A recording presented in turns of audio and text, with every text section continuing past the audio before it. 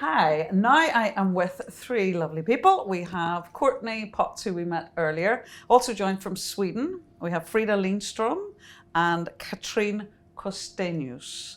And apologies for my pronunciation if you're watching in Sweden. You've been responsible for trialling the Chatpal app. How did you design the trials for this? Okay, so there were a couple of different phases to the Chatpal trials. Initially, we knew we wanted to measure the chatbot in the wild. So this means like trialing the chatbot at home in people's normal environments. And this allows us to capture data in the real world as people would normally use an app like that. So that's sort of one phase of the trials. And then later on, we decided that we were going to have researcher-provoked trials where we would specifically set out to recruit people to use the chatbot. So we have two parts to that one. So initially we had a short 4-week trial where we would test out the format to make sure everything was running okay. And then we could make any adjustments before we progressed onto the longer trials. So that's currently where we are now. We're in the middle of doing the longer trials and we're collecting loads of different data throughout that 3-month period on how people use the app and what their mental well-being is at the start, a midpoint and at the end. You mentioned the in the wild trial, letting people use it in their home environment, their natural environment. Are there pros and cons of that approach? Yes, in some ways it's good because you get to measure data in the real world as it normally is. So it's not like synthetic data, but in other ways it's quite difficult to get people to engage.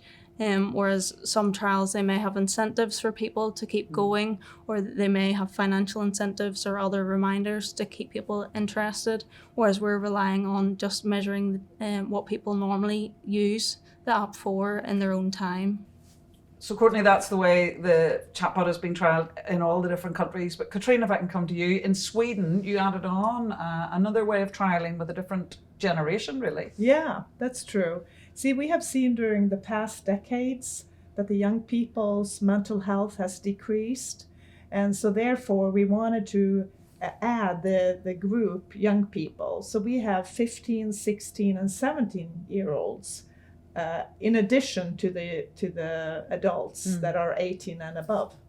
And did you trial that in any different way? Was there a different way of approaching it when you engaged with people at that age group? Yes. One important part was that they did not do it alone. They did it together with a professional. And the professional could be at the youth clinic, or it could be a teacher, or somebody from the student health services. So all of the younger persons that were part of the trial or are part of the trial, they did it together with somebody else that was an adult. And that was just for security reasons, that in case they would need some help, maybe if they started not feeling well or they had questions, they had somebody to turn to in their close surroundings. Yeah. And Frida, what did you learn? I mean, I know that's a massive question. Tell me everything in 5 seconds. Well, what were your main learnings from what you did here in Sweden? Well, I do have to say that we have very brilliant young people who responded to the surveys. They really covered everything from risks to possibility. So they talked about how it could work as a support resource, and they were really positive that it was anonymous and available at any time. But they were also a bit skeptical about the technology of using AI, and that it could cause more loneliness if you use an app instead of talking to a person. But in general, they were quite positive that maybe you could use this app for some things, but it cannot replace all types of services. But they really covered everything. And did you discover, I mean, young people, particularly who are born in the last 20 years, whatever, 16-year-olds, 15-year-olds, I mean, they've never known anything but life online. As you alluded to, mental health. Good mental health has gone down as use of social media has gone up. That's been well documented. Do you see, maybe Katrina, you can answer this, that in the future, there is always going to have to be, we're going to have to approach people through this medium, through the digital medium, and as AI gets better. Do you see the role of something like Chatpal in particular? Do you think it's going to be just so important and imperative, I suppose, is what I'm saying. Do you think we can do without this in the future, or is it always going to be needed?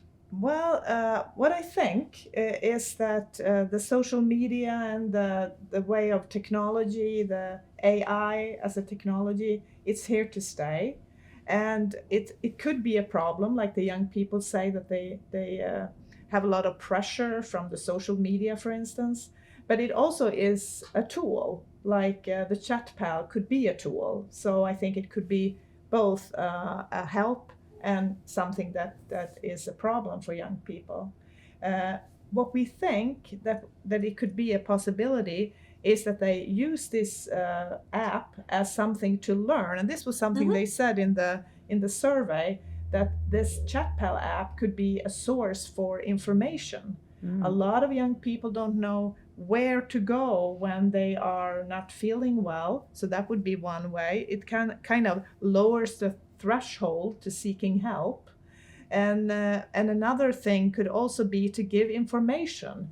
You know, they say, well, what is ill health? What is the mental ill health about? You know, to lower the stigma that is out there about mental health, to actually have it spoken about and learned about.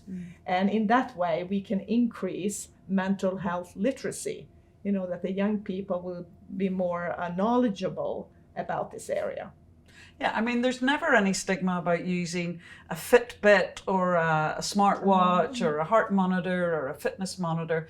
That's promoted as if it's the best thing since sliced bread, as we say in English. Yes. I don't know if you have the equivalent in Swedish.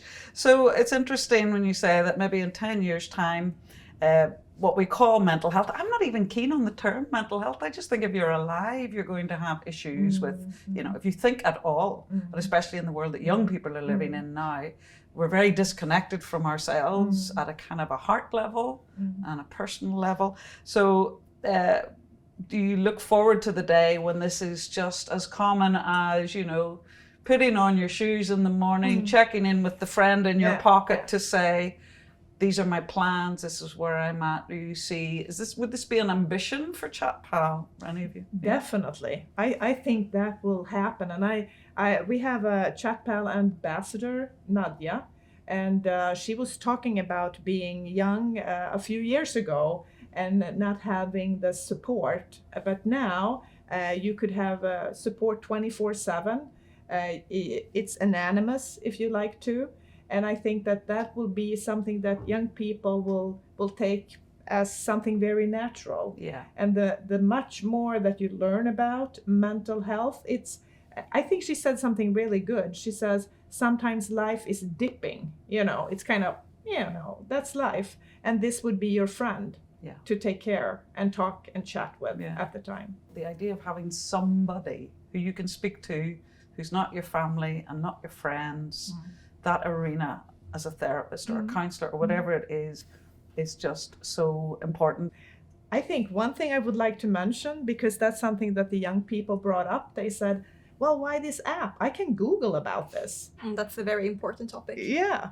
And we answered it and said that the information in this app is checked.